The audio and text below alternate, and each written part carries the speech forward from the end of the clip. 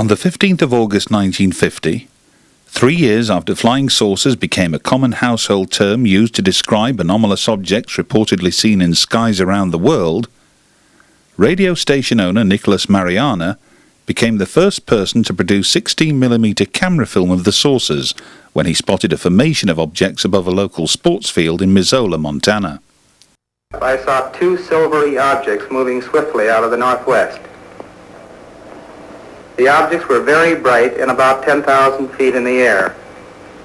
They appeared to be of a bright, shiny metal, like polished silver. Both were the same size and were traveling at the same rate of speed, which was much slower than the jets which shot by shortly after I filmed the disc.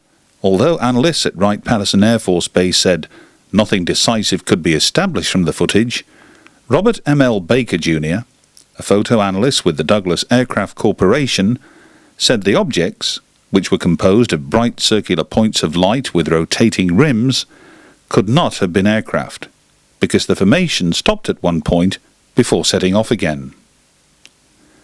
On the 2nd of July 1952, at around 11 a.m., U.S. Navy warrant officer Delbert C. Newhouse filmed these objects with his 16mm camera above Tremonton, Utah. He described the UFOs as two inverted saucers on top of each other. Months later, a United States Air Force spokesman said, "We don't know what they are, but they're not aeroplanes or balloons, and we don't think they're birds." The US Navy then studied the film. After a frame-by-frame analysis, they concluded, the objects are internally illuminated spheres and are not reflecting sunlight. At 5 miles distance, the analysts determined that the objects were probably travelling at speeds of 3,780 miles per hour.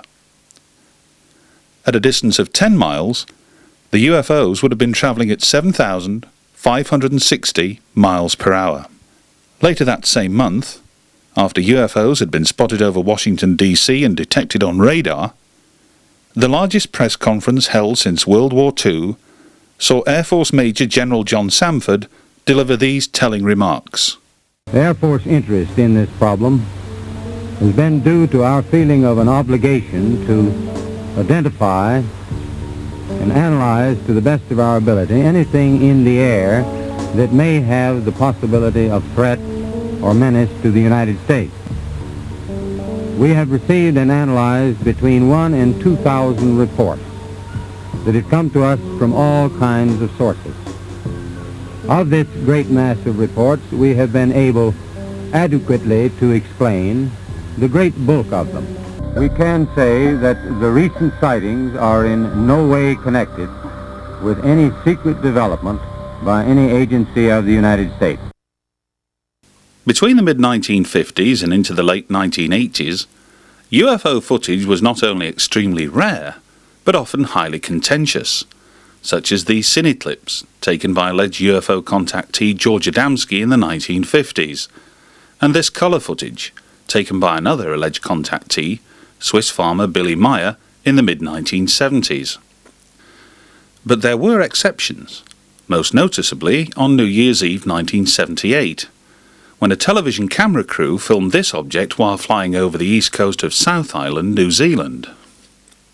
And, during a test flight of Concorde, this mysterious sphere-like object was just to be nothing more than stray light caught on the camera lens. By the turn of the 1990s, however, the newly invented camcorder was beginning to generate UFO footage on an unprecedented scale, no more so than in Mexico, which, from mid-July 1991, began experiencing one of the largest UFO waves in recorded history. And, in the midst of this wave, came a relatively new phenomena, the so-called fleets, where dozens, and often hundreds of mysterious sphere-like objects were filmed right across Mexico. Inevitably, some of the Mexican footage was deemed dubious, such as this sequence, submitted by an anonymous individual, yet nonetheless aired at a time when new and emerging computer software was now capable of generating hoax UFO footage. By the end of the millennium, and with camcorders now within the reach of most people's pockets, thousands of UFO clips had been generated around the world. But despite this, skeptics still maintained that none could be deemed proof positive of extraterrestrial visitations, and with reasonable cause. For more often than not, the vast majority of UFO footage had been taken at night, and, like many of the daytime sequences, showed anomalous objects at distance. But there remained a belief amongst UFO researchers and enthusiasts alike that someone would, eventually, be in the right place and at the right time to videotape a UFO at much closer proximity. That someone turned out to be this man, Anthony Woods, a quiet and unassuming individual who lives with his family on the outskirts of Portsmouth, home to the Royal Navy on the south coast of England. A few years ago, after noticing anomalous objects repeatedly crossing the sky from the rear garden of his home, Anthony decided to purchase a camcorder in order to film them. But there were no guarantees they would pay him a return visit. But return they did, on countless occasions, and each time Anthony had his camcorder to hand to record the events, often in the company of others. With each passing month, the objects would take on different forms, linger for several minutes at a time, or appear en masse. And with each passing year, Anthony's library of UFO videotapes would grow. The seconds became minutes, the minutes became hours, the hours climbed into the dozens, and then surpassed the 100 mark. Little did he know it at the time, but when Anthony Woods first set out to videotape the UFO activity above his home, he would eventually go on to record more UFO footage than any other individual on the planet. Moreover, the bulk of Anthony's footage was shot during the daytime, and, as opposed to distant and blurry images, here were many clearly defined objects whose shape and passage through the skies would come to baffle even the experts. But why Anthony Woods? And why were UFOs making repeated visits to this particular region, and in such voluminous numbers? These and a host of other questions were very much to the fore when researchers from the Leeds-based UFO magazine journeyed to Portsmouth to meet and interview Anthony Woods for the first time. Countless other visits to Portsmouth followed over the course of the next 12 months, and then, in the early summer of 2003, Anthony Woods began to talk openly about some very deeply felt and personal experiences in his life. Questions. Lots of questions. And then there was Anthony's extraordinary footage. Lots of it. Although the footage is relatively recent, Anthony's first encounter with a UFO came not during adulthood, but as a child. My first sighting to do the UFO phenomena started when I was a young boy, aged 8, back in 1972. Happened on a bright, clear morning, November morning, a few puffy clouds about. Me and some friends were playing out in the street when all of a sudden my attention was turned towards the sky. I looked up, saw this round silver metallic object with portholes around the middle. I looked round to see where my friends had gone for a second, looked back again, and the object had gone. I mean, after the sighting in 1972, when I was aged 8, I had a lot of recurring dreams about the phenomena, about UFOs. Even though I didn't know what it meant, I didn't know what UFOs really were and that. But I did have recurring dreams right through to adulthood. I mean, it touched me when I was really young, aged 8. And it seemed to, even though I had the recurring dreams, and inside I was, wanted to find the answers, what it was all about. Through the teenage years, it didn't really affect me deeply, even though it's in the back of my mind all the time.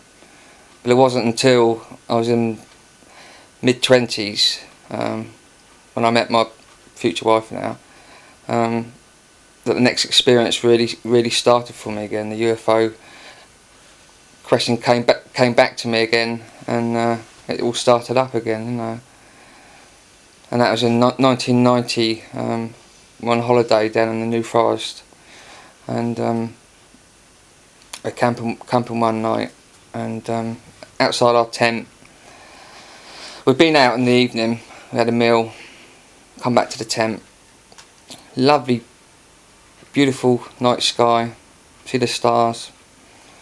We sat down outside the tent, just admiring the beautiful sky, and suddenly I could see right up high 2 little dots dancing in the sky, moving from one point to the other, just like playing tag.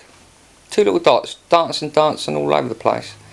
We just both watched these 2 dancing lights for over half an hour, and I can't even remember how they went. We were just watching them, and then they were gone. It was quite amazing. That's how it all started up again. Then in about a week after that, we got back home one evening, probably about 5:30, 6 o'clock. This is in August. I looked out over towards Portsdown Hill, and I saw a black object above the bases in Portsdown Hill. I couldn't figure out what it was. I knew it wasn't something mundane or ordinary, something weird. The next night, in the newspaper, there was a local professor from a local college that also observed this sighting, this object. And there was an article about it, and it was unusual, very unusual. More UFO sightings would follow for Anthony, and the journey, it seemed, had begun in earnest. I think my next experience to do with UFOs happened in 1996. It was in May 1996, probably about 10:30, 11:15, at my parents' home. Opened the back door to the garden to let the dog out. Noticed the dog hesitated going out, cowered back from the door, so I quickly looked out to see why she wouldn't go out, and directly to the left of me, over the rooftops, an object came gliding over. Massive, easily 30, 40 feet, silent, 50 feet above the rooftop. I was shocked, couldn't believe what it was. I just watched it as it glided gracefully and quietly over the rooftops, heading up towards Portsdown Hill. As it got into the distance, it became just a small ball of light, and it was really shocking. It really shook me up seeing this. And the next night, after that, I talked to my family about it. I told my wife. I said it's just amazing. The next night, I opened the door up, probably about 9 o'clock again.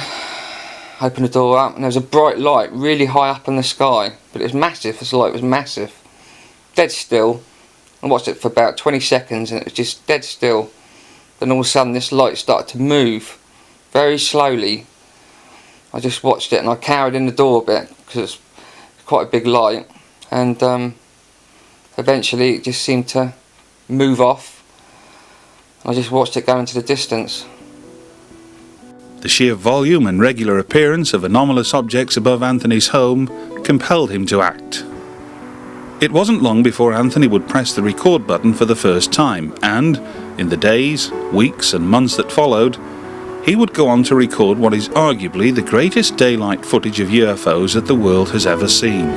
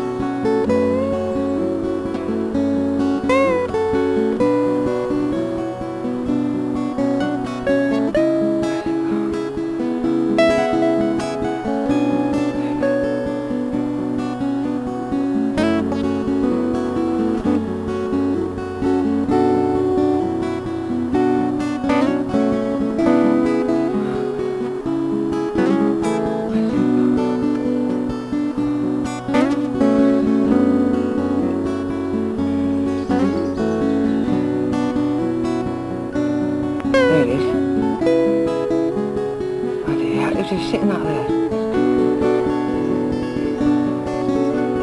That's just sitting there. Yeah, that's just sitting there.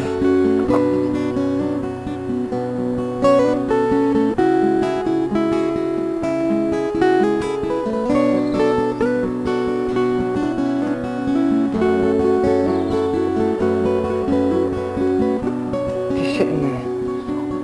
It's moving now. Amidst this extraordinary activity, one day in particular stood out. It was the day when Anthony came to film a fleet of UFOs above his home. Although these hundreds of mysterious sphere-like objects are strikingly similar to those filmed in daylight skies over Mexico, there is one important distinction to be made. This particular fleet meandered through the daytime skies above Portsmouth, uninterrupted, for almost 6 hours. For Anthony and others who watched this spectacle, it was an incredible sight. This was another fleet sighting. This was absolutely amazing. It started by me once again just walking out in the garden and seeing this fleet of objects in the sky. Called to my wife again and she watched with me, and it was really spectacular and amazing. These objects were in clear formations. At one point they seemed to be a cross formation. You can see the movement between the objects are interacting with each other, and you know, whatever these objects are, they're not balloons, they're not mundane. There's clear intelligent movement. It's just amazing. It's huge, it stretches right up.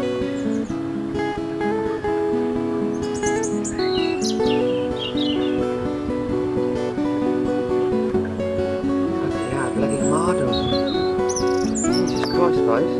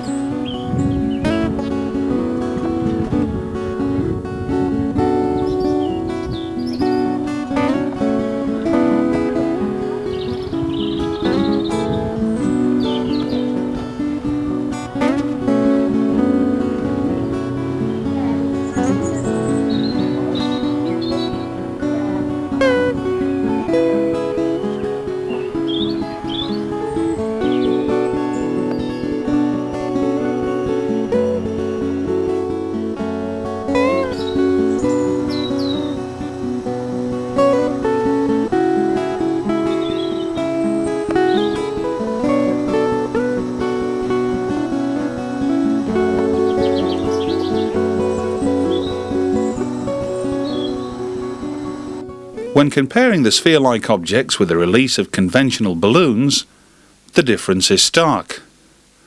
But what of other, conventional airborne objects? During one afternoon spent in the rear garden of Anthony's home, our camera crew filmed a variety of aircraft at different altitudes.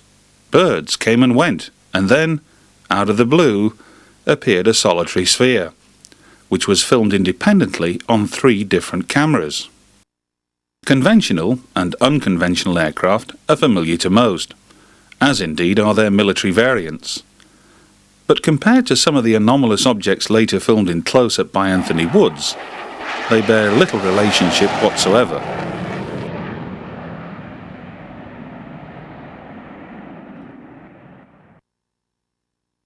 One man intrigued by Anthony's footage of the fleet is Gary Heseltine, a serving detective constable with British Transport Police, and the founder of Police Reporting UFO Sightings.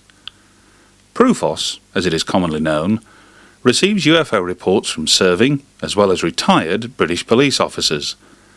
But it was the movement of these sphere-like objects that Gary found so fascinating.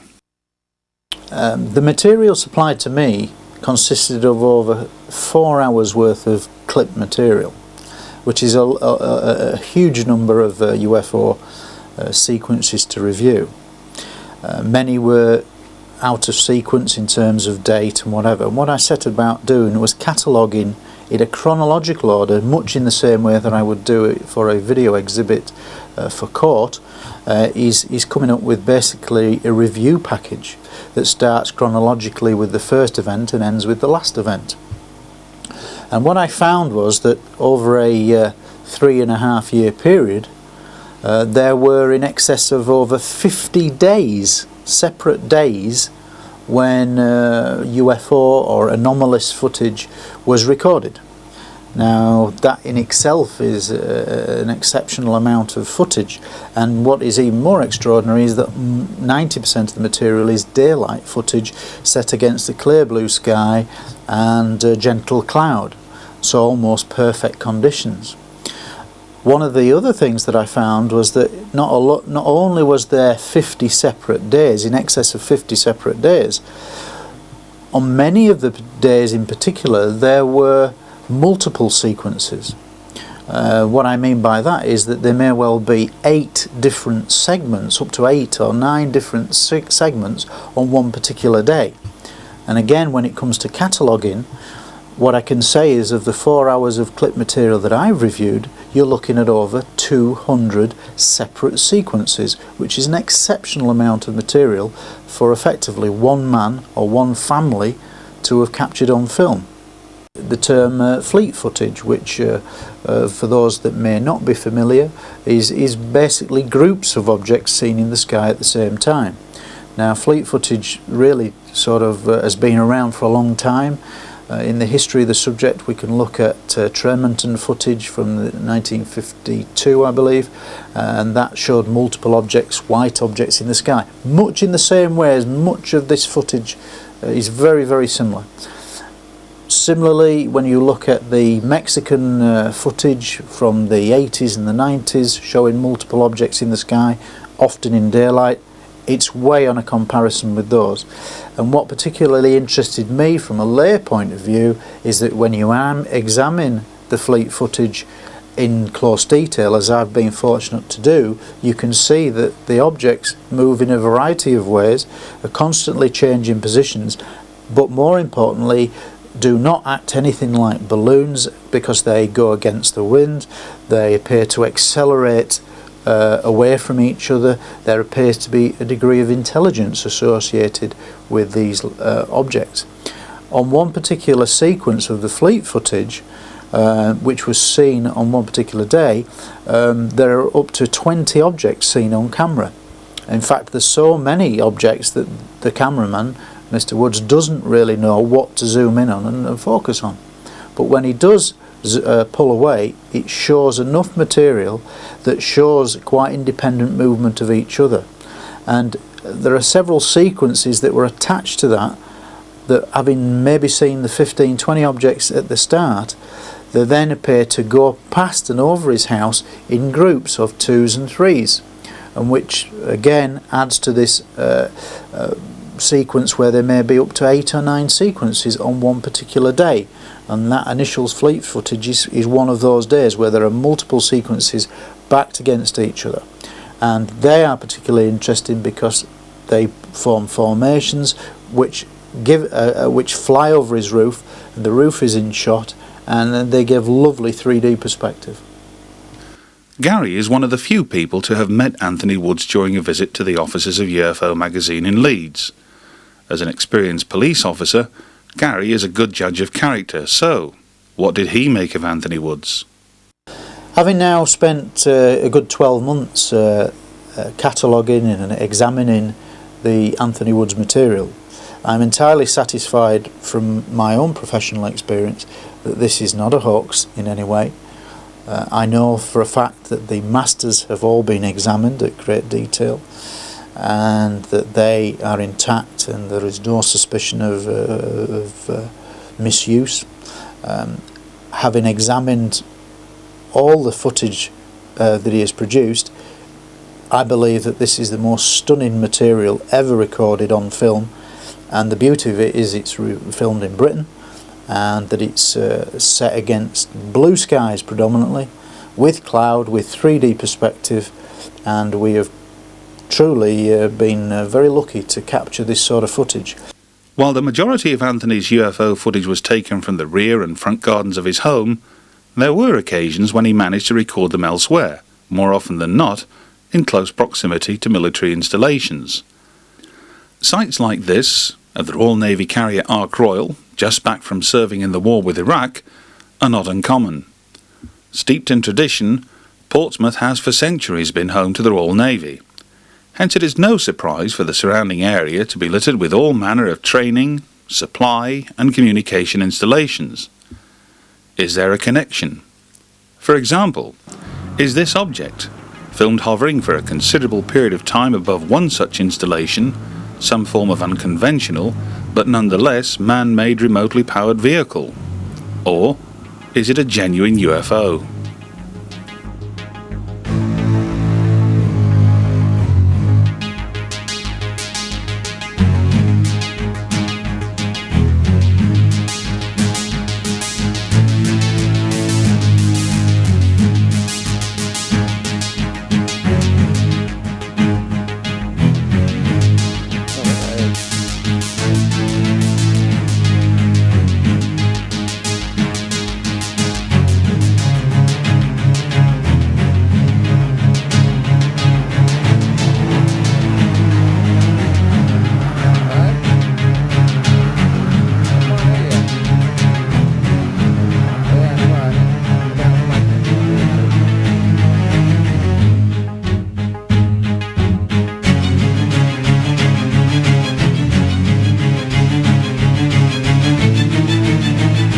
Take a look at this sequence. At first sight, the object appears to be nothing more than debris caught up in a gust of wind. But watch. Is this really debris? Or is it something else?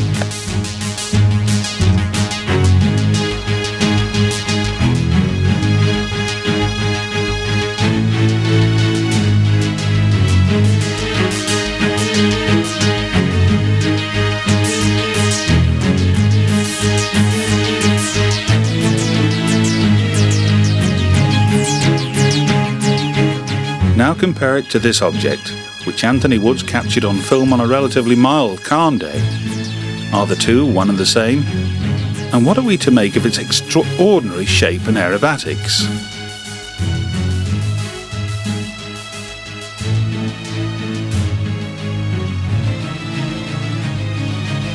When Tim Farrell came to examine this particular sequence, it certainly intrigued him. Now retired from the RAF and living in Cornwall, Tim is an expert witness often called upon to give evidence on video footage. He could not explain the object and wondered, what's keeping it up? But by far and away the most unusual looking UFO ever filmed by Anthony Woods is this. Filmed in the presence of his brother-in-law, Tony, this extraordinary object is like nothing ever seen, nor photographed or filmed in UFO history. Here now is the sequence in full for you to ponder.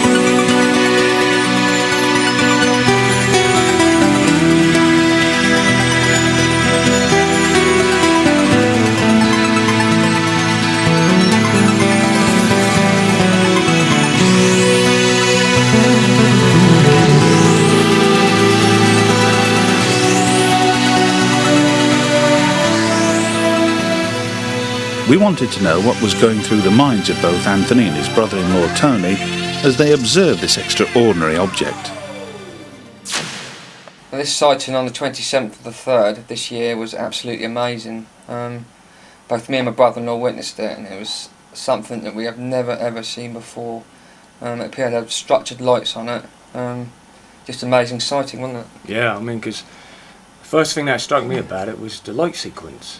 How they were changing, going on and off, and the object was moving very gracefully across the sky. I mean, we were just looking up, and it caught our attention out of the corner of our eye, and it was just there. And the lights themselves are really bright. I mean, I've got a good view in the binoculars, and they're very intense light. You said they're dome shaped, didn't you? Yeah, the lights had a sort of a curved shape to them. They were definitely coming out of the surface, and the colour was so intense. And the object was quite large. Yeah. And it showed that, especially against the blue sky. And it was interesting that as the object was slowly moving, hovering on occasions, it kept flashing these lights at us. It was almost like it was doing it on purpose, but it was very, very odd. I think it's good that with the trees in reference you can sort of get a taste of the movement of the object. And it wasn't particularly very high to begin with.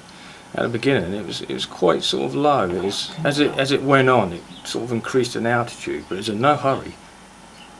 Very slowly, looks like this guy's edge. Most unusual object I've ever seen. Yeah, spectacular.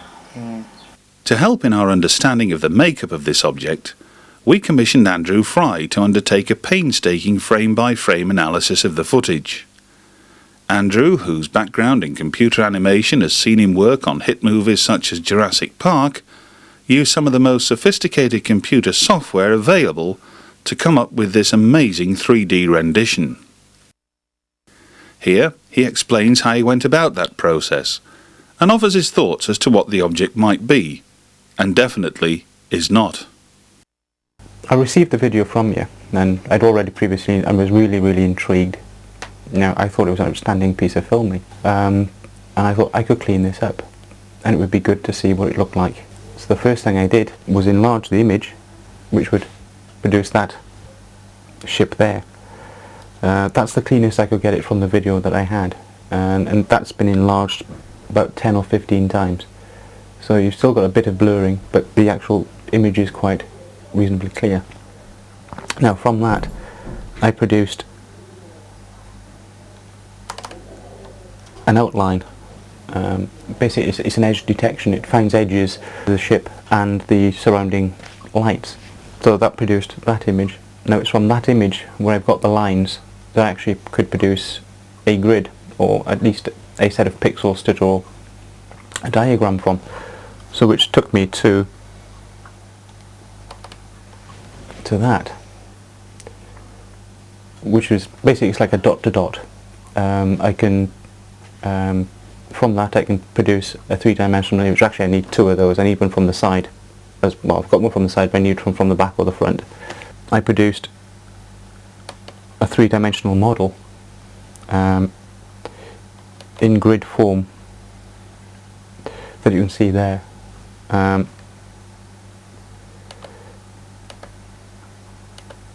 So as you can see, the outline and the shape of that is very close to what's been produced on the video. This is just a filled in version. You can actually see the shape that we can actually rotate and see from various angles. Now it is possible to actually colour this in for the colours that we saw in the video. Now we know the spaceship is black.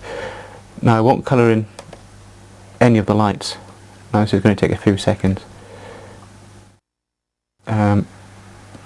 I won't colour in the lights so you can actually see the shape of it, but basically where the lights are I've put some phosphorescence and some colours for you to see what it's all about. I just thought it was the most unaerodynamic craft ever. I mean, I would not think of this as being a flying ship, craft or plane of any sort. Yeah, one thing I did notice about it was that it had no specific line of symmetry. Normally, with anything that shape, you would have basically a vertical line of symmetry. Now, with this, it's at quite an acute angle, so it actually, the line of symmetry travels from the end of this section roughly through the centre of the body, and it actually rotates at that angle on the video. Now, it's something I can't duplicate with this at the moment. Yeah, people would ask if it's on the end of a piece of string or wire, but no, the angle of incidence that it actually rotates on, it would be impossible to have that at the end of a piece of string. Absolutely impossible. You would need a vertical line of symmetry for that. Now, the image I really believe is real.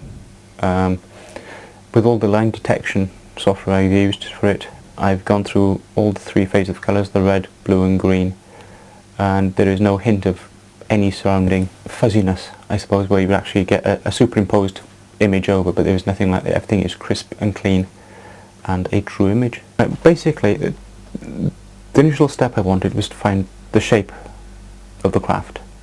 Now I've done that, and that's the image I've actually produced. It looks like a number 6, or if you want, an E upside down. But I also want to give it a touch of realism as well. Now, that shows a shape, but if you put the lights on, as you get in the video, everything will get blown. You will lose sight of the craft, and all you get is a big white or red haze. So I've done 2 images, one with lights on and one with lights off, and essentially that is what was seen on the video. So yeah, I think people should take a good look at this, and if there's someone that can do a better job than I can, fine, take a look. I don't think they'd find any problem with it either. After Andrew Fry's analysis, we next came to commission this man, Professor Roger Green, one of the country's leading Home Office experts in image analysis, to run his rule of thumb over some of Anthony's film sequences. Filmed at Warwick University earlier this year, this is what Professor Roger Green had to tell us. Yes, I've been involved in research and the technology of video systems for over 25 years, from when I was a research student, and in the last 20 years been involved with legal matters in terms of being an expert witness in the area of video and audio systems, especially video and audio evidence. I've latterly taken an interest in unidentified images, UFOs, ghosts, things of that nature, in terms of applying legal imaging understanding techniques to the evidence presented as objectively as possible. There's 3 sequences of rather strange flying objects, in particular the first and the third objects both flew in an unconventional manner and also looked unconventional compared to standard flying equipment of our time, aircraft and things of that nature.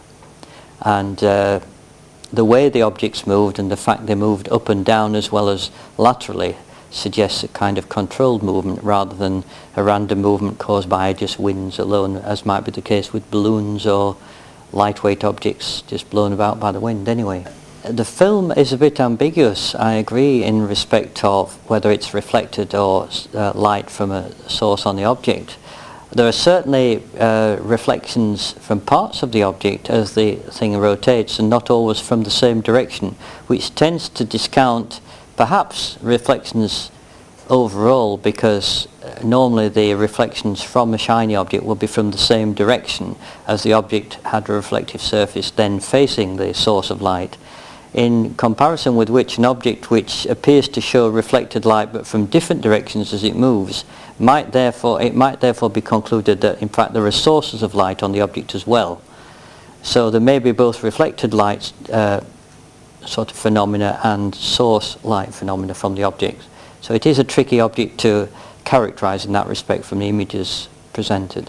One cannot say how light is generated, one can just say that light apparently is emitted. We can see by virtue of the camera having filmed it that light is emitted in the visible part of the spectrum, but it's also possible that other wavelengths have been emitted as well, which were not within the range of the camera. This cannot, of course, be ascertained from the video evidence. In images sequences, I should say, 1 and 3, the flight patterns were very strange. In standard aircraft or man-made flying objects, the flight path tends to be linear or curved in a smooth manner. These objects tended to tumble or move through the sky in apparently sort of different paths. One of the objects, for example, the one rotating in an anti-clockwise direction, as it appeared to be on the screen, actually seemed to fall for a while, then stay stationary, then rise, suggesting quite a high degree of control of the movement, and yet the movement was completely unusual in the fact the object was rotating. In the case of the third object, there was a similar sort of interesting movement, showing movement down, along and up in the sky, as can be judged by various other objects which came into the field of view as reference. The movement is rotational at a fairly constant speed, it seems, and in the same apparent direction for the most part to the viewer in the case of the first object, and that does not suggest something tethered that's rotating as it's being pulled down or in just one standard direction, because the object both moves down and upwards in the field of view. And it doesn't make sense that it's tethered and just being blown downwind and rotating like, for example, a kind of propeller structure of some kind, something of that nature. It's not an easy matter to fake things. You need a lot of care to make a fake look convincing. I didn't examine the images in very close detail in terms of seeing signs of faking, but typical signs would be that the structure of the object is not the same as the structure of the background, for example, if you were superimposing one image on the other. The lighting on the object wouldn't be compatible with the lighting in the rest of the scene if you were faking something. And if it was a matter of something like a saucer being thrown in front of the camera near to rather than a UFO further away, for example, then there would be clear signs of reflections from nearby objects on the object, which clearly was not the case. The object was clearly a long way away, as could be seen when the camera zoomed in and out in all three image sequences. One could see that the object is, whatever size it is, a long way away from the camera, and therefore not within arm's length or anything like it for the purpose of faking. And to fake something a long way away, one would require spending a lot of money on somebody in an aircraft and going to some trouble to drop something of some sophistication to create these rather unusual movements. So I think probability would rule out fakes in this case. These, in my view, are genuine unidentified flying objects, the origination of which of course cannot be determined from the image information, but certainly they are non-standard in all respects. Thanks to Gary Heseltine, the same sequences seen by Professor Green and Andrew Fry found their way to another leading image analyst. Because he is employed in a civilian capacity by the police in Northern England, his identity cannot be revealed, but, working part-time on the footage, he made an amazing discovery, as Gary Heseltine now explains. A friend of mine who is a Home Office video analyst, I took the footage to him and said, well, what do you think to this? And he was an ex-military man, and he did me some filter work and applied various different super filters to it, and he produced a number of images similar to the one that you'll see on screen.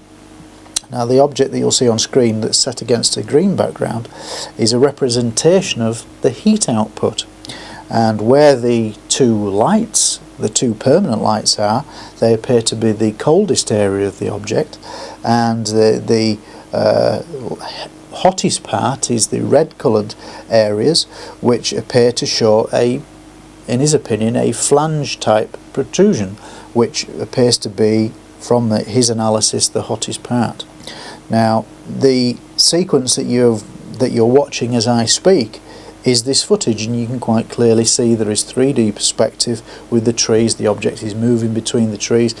A lot of time has been spent on working whether the image passed before the trees, behind the trees, and things like that. Frame by frame analysis.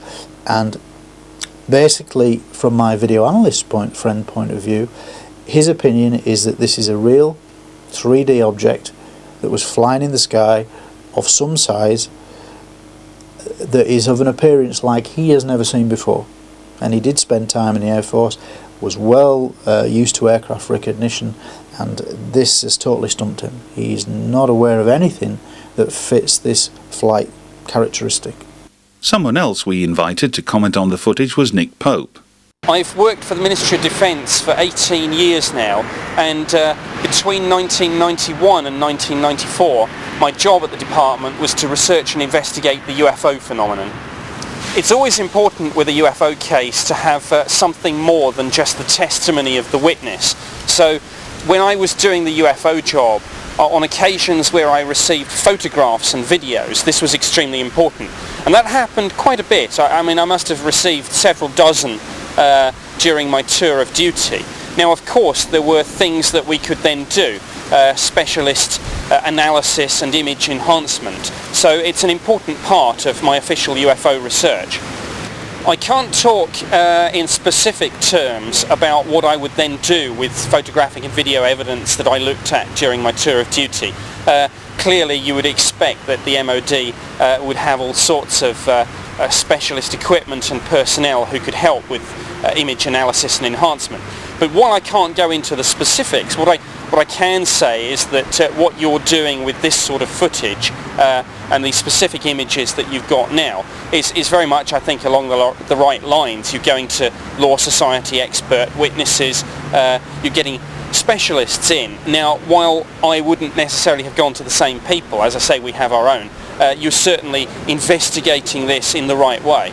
Speaking in general terms, it's clear that you've got some very important and significant footage here. It's very impressive. It's unusual to get such good imagery taken in the daylight. It's also unusual to have other objects in the frame so that you've got a point of reference from which you can start to make some calculations about size of object and distance.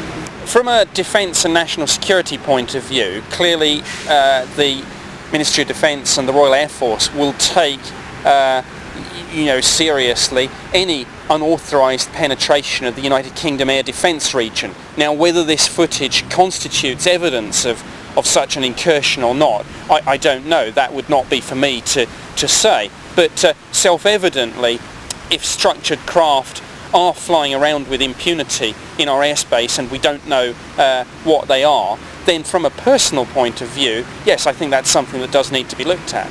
Here we are within a stone's throw of Parliament. It's interesting to think that over the years there's been comparatively little official interest in UFOs from MPs.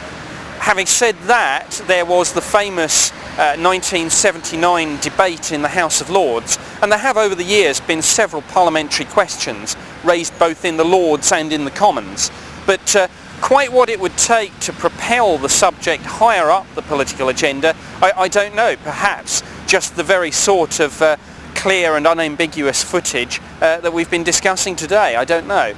One can only hope that this sort of thing will take the subject, out of the fringe and into the spotlight. For Anthony's brother-in-law Tony, the events of recent years has had a similar sizable impact. First time I saw something unusual with my brother-in-law was about 3 years ago. It was late at night, it must have been about 9-10 o'clock. We decided to look out at the night sky, and for it's nice and clear.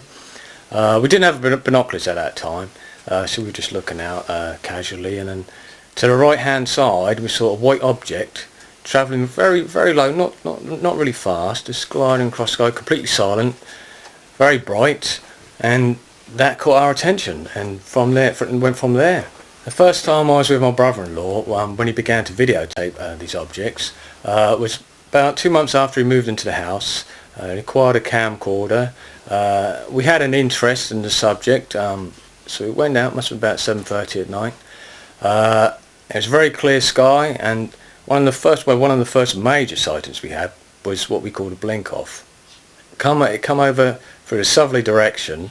It was quite large, must have been about approximately 1,000, 2,000 feet up.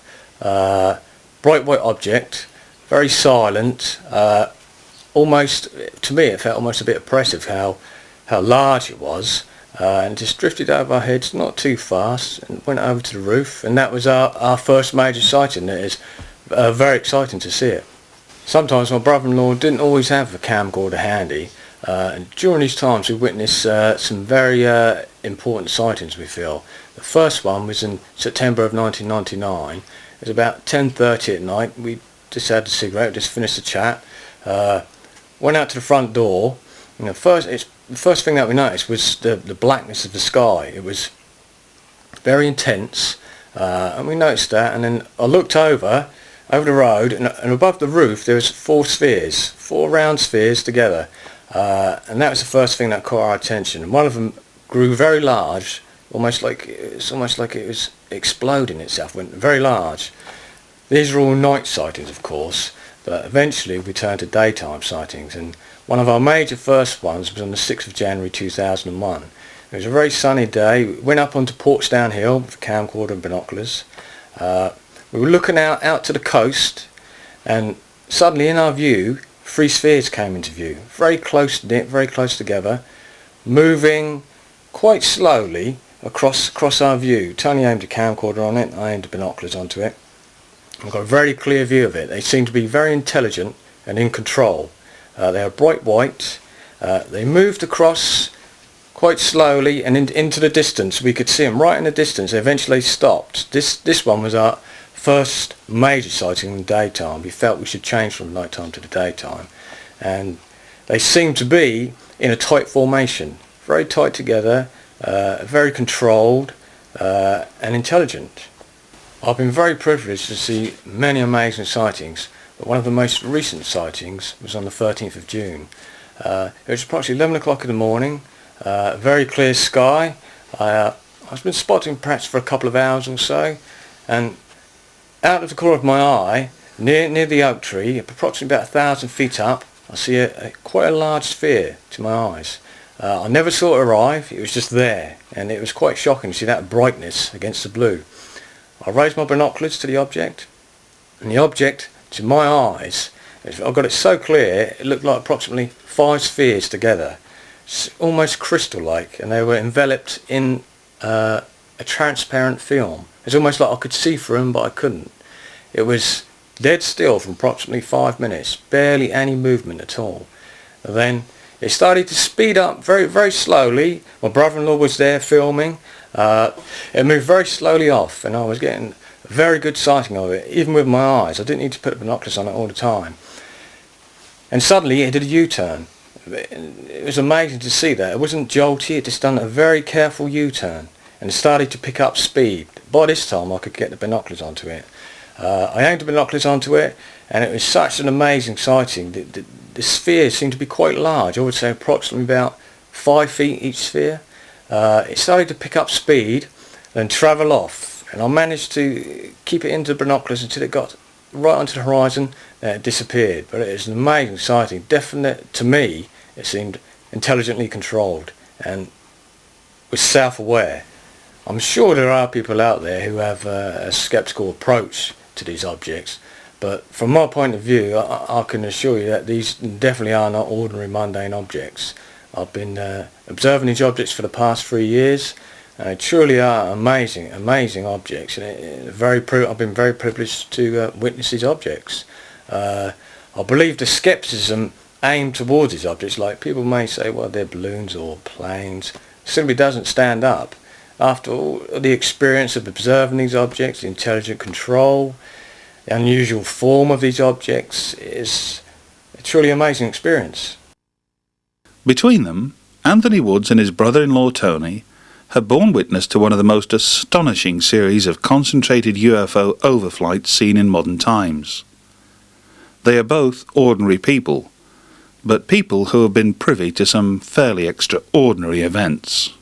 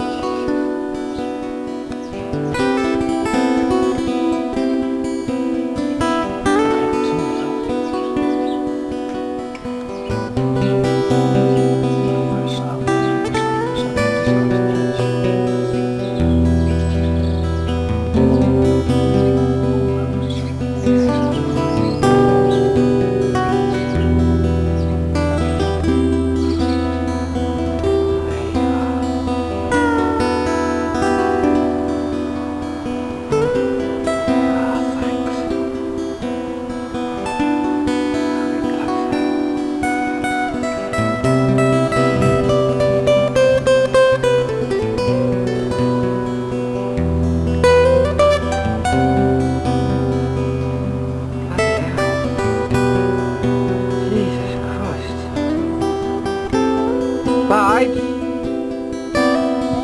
Bow.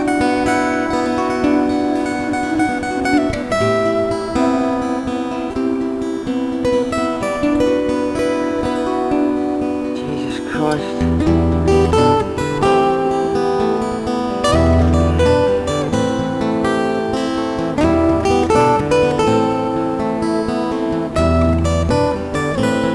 Yeah, I'm flying up towards it. It's gone past it.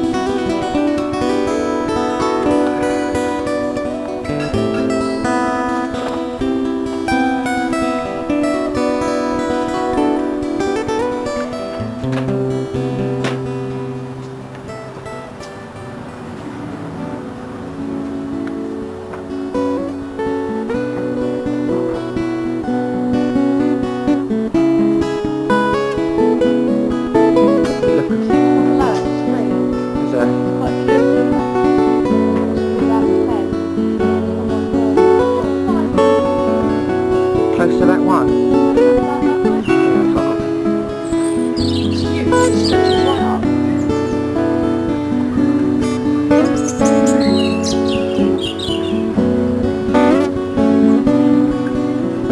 Yeah, bloody marvellous. Jesus Christ, guys.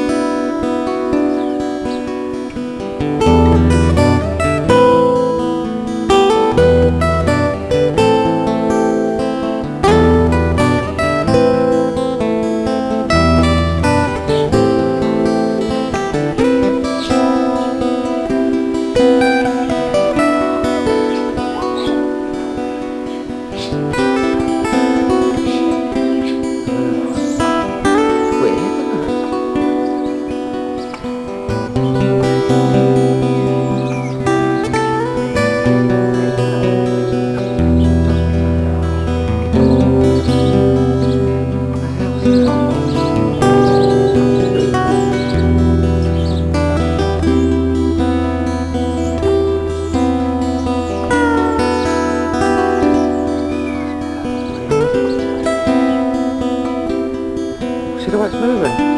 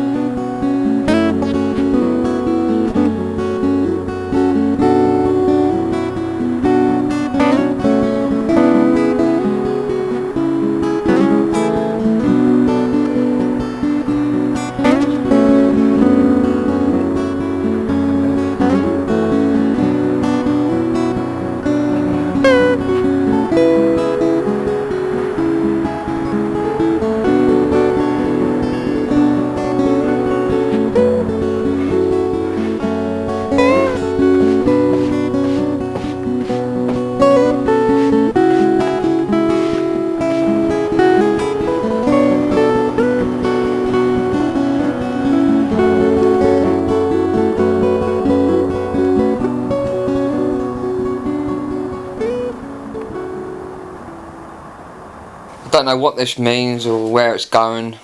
All I know it has happened, and I've had the experiences since I was a child. I've been lucky enough to film all these sightings. I don't know what it is, but it's something real. It's something unexplainable. It's not mundane in nature. I'm just looking for answers like everyone else. It's been positive for me. I deeply feel there is something significant behind it all, but what, I don't know. But it's a journey, and I just want to carry on until I find out the truth. This is definitely real.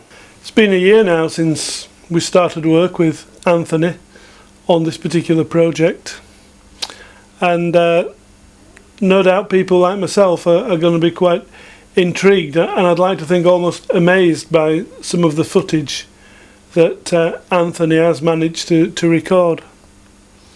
We've tested the footage ourselves. We've been to experts who are far more qualified than us to pass credible positive remarks on certain sequences of this footage. But I've been in this game for quite a long time now, and I've seen mistaken identity footage many, many times. I've seen things that I'm sure has been known to the actual videographer that it wasn't really anything exciting. People have tried to dupe me over the years, and not just me. That's fine.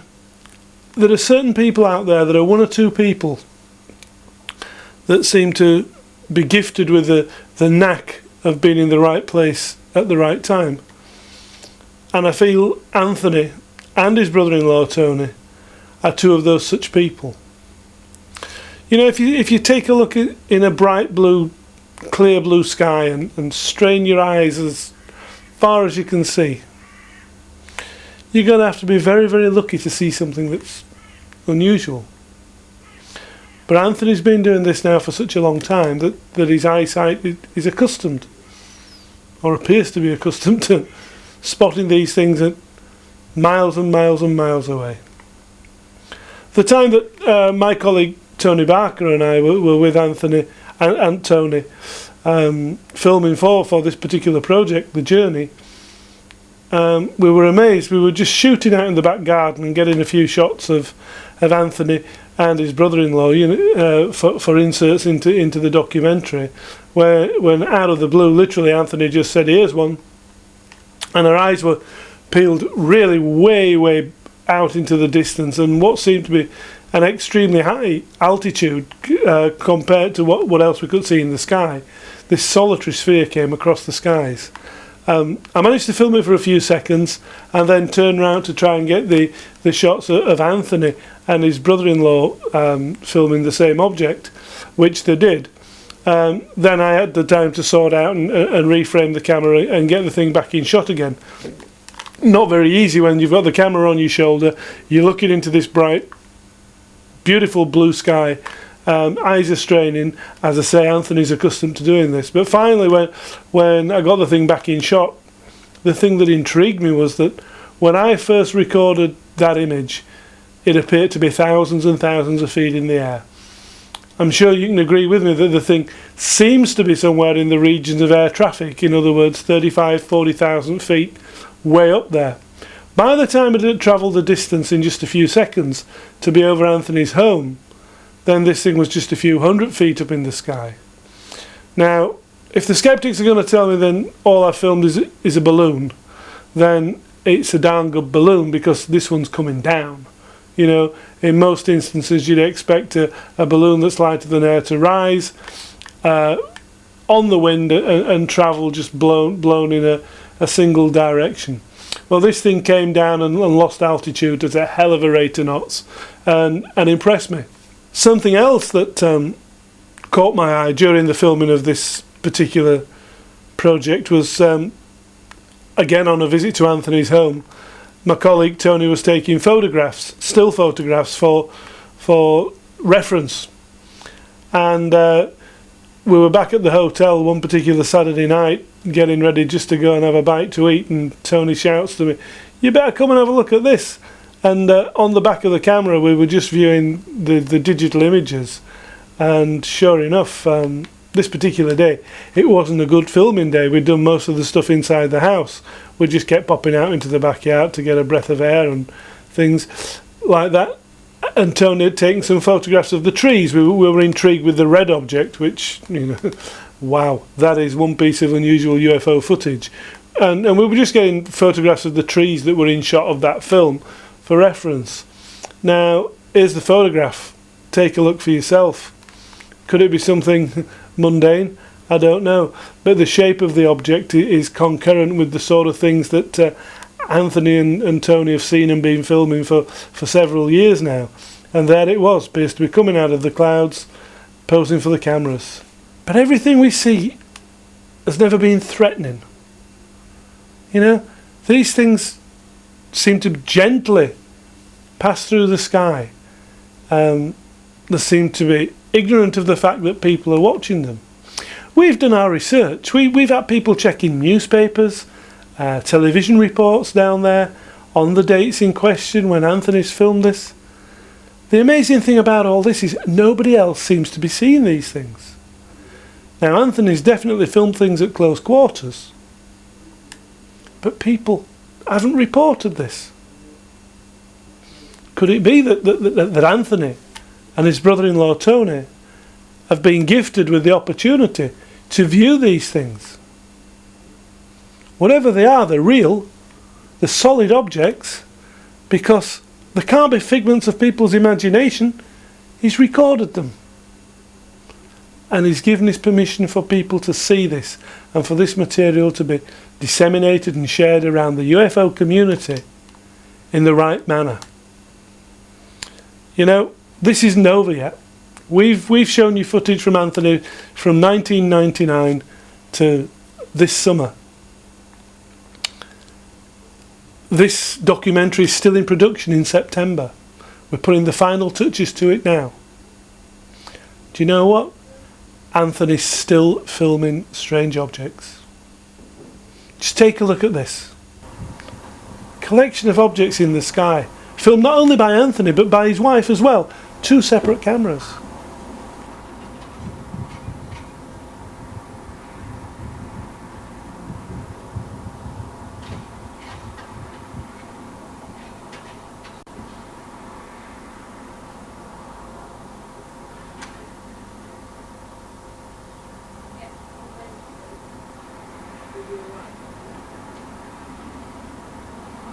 Not pointing it in the sun, am I?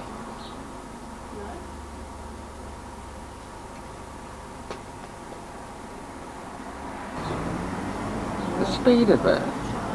Are they moving?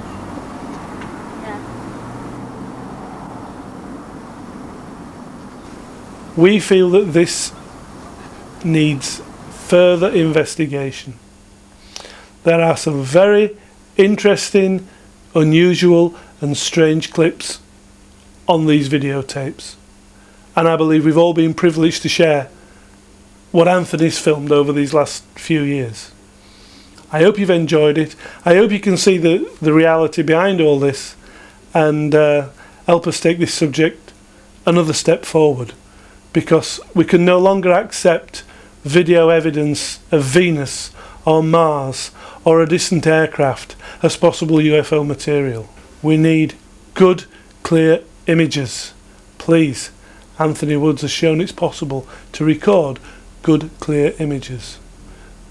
This stuff's out there, and for now, they are UFOs. At a time when radio and optical astronomers continue their hunt for evidence of intelligent extraterrestrial life, and while probes continue to be launched to distant worlds in our local neighbourhood of space, is it not arrogant of man to believe that he, and he alone, possesses the curiosity and the means to seek out life elsewhere in the cosmos? Might not other intelligent species harbour the same ideals, and have already begun to take a closer look at us? Are these aerial craft evidence of that? An advance reconnoitre prior to first contact? Or are they, as skeptics would contend, some form of advanced man-made craft deploying some new kind of exotic propulsion system? If they are man-made, then some of the footage retains its uniqueness, because nothing like it has ever been seen or filmed before. Time will tell, but how ironic it would be if those engaged in the search for extraterrestrial intelligence were to discover that the answers to all that they sought had been staring them in the face for over half a century. The truth is coming, and the first bearers of that truth, it would appear, have started to arrive.